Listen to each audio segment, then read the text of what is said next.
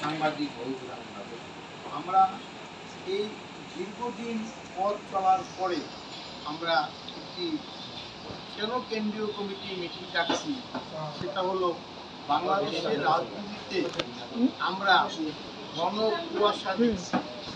সেই ঘন কুয়াশাটাকে আমরা বলতে চাই বর্তমান সরকারকে যে আপনি নির্বাচনে রোডম্যাপ ঘোষণা করেন এবং বাংলাদেশের মানুষের সমস্ত রাজনৈতিক দলের চাহিদা 31 দফায় বাস্তবায়নের জন্য বাংলাদেশ পিপলস পার্টি থাকবে আগামীতে রাজপথে আন্দোলন করবে। আমরা বলতে চাই দ্রুত আপনি নির্বাচন দেন, আপনার দ্রুত নির্বাচন রোডম্যাপ ঘোষণা করেন এবং আপনার কিছু উপদেষ্টারা যেভাবে কথা বলে সেটা এদেশের কাম্য না।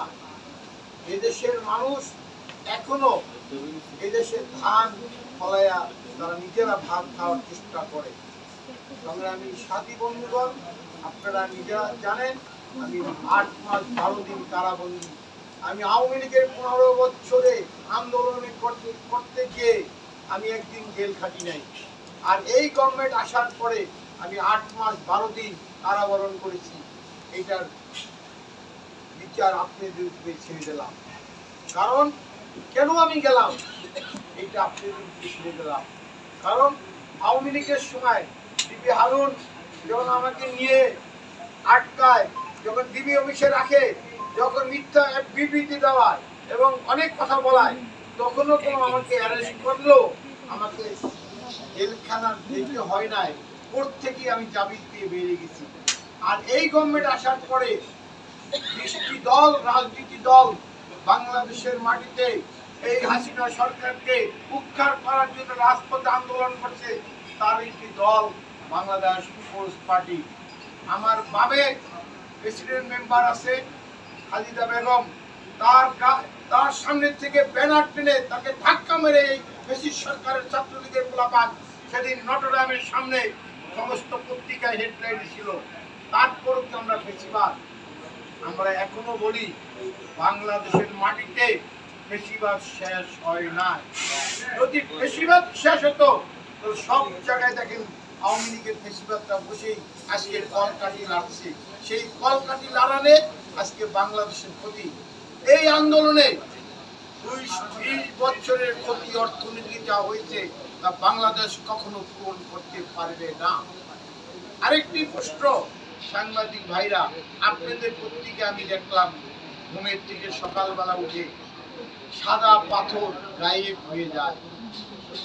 এই গভর্নমেন্ট আজকের প্রধান উপদেষ্টার কাছে প্রশ্ন, স্বরাষ্ট্রমন্ত্রীর কাছে, স্বরাষ্ট্র উপদেষ্টার কাছে প্রশ্ন, বাংলাদেশ পিপলস পার্টি করতে চায় যে বাংলাদেশের সাদা পাথর কোথায় গায়েব হলো, কারা বিক্রি করলো, কারা এই দেশ থেকে এই পাথর কোথায় দিল, তার সঠিক উত্তর আমরা বাংলাদেশের মানুষ জনগণ জানতে চায়।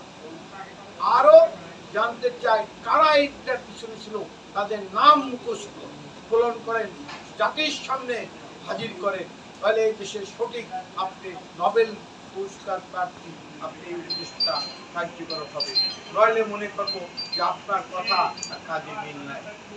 আরেকটি কথা বলতে চাই, বাংলাদেশ পিপলস পার্টি নেতৃবৃন্দকে 31 দফা, তারেক সাহেবের 31 দফা, সেই 31 দফার উপরে জাতীয়তাবাদী দল বিএনপি 31 দফা, 20 শুধু এক দলের না 20টি দলেরই 31 দফা বাস্তবায়নের জন্য রাজপথে আবারও আন্দোলনে নামতে হবে, এটা আমরা বুঝে নিচ্ছি।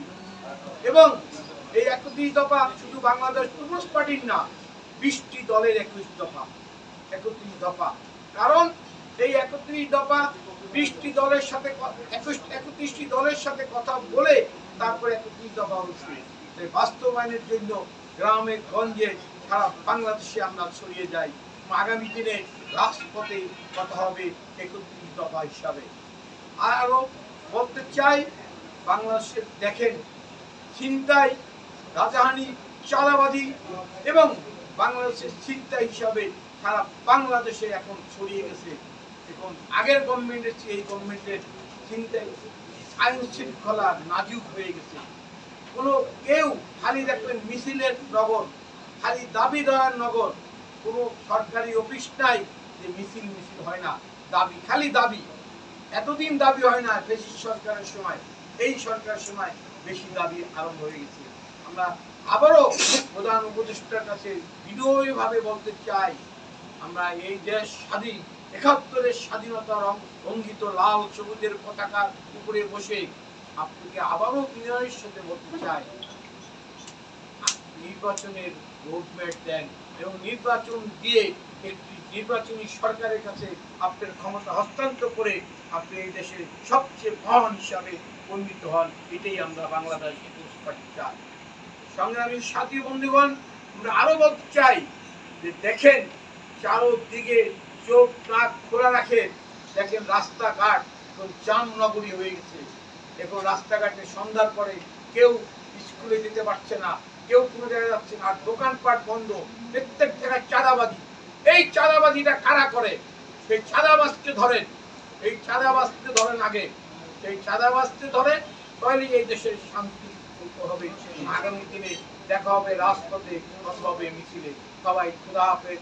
বাংলাদেশ জিন্দাবাদ, পিপলস পার্টি জিন্দাবাদ।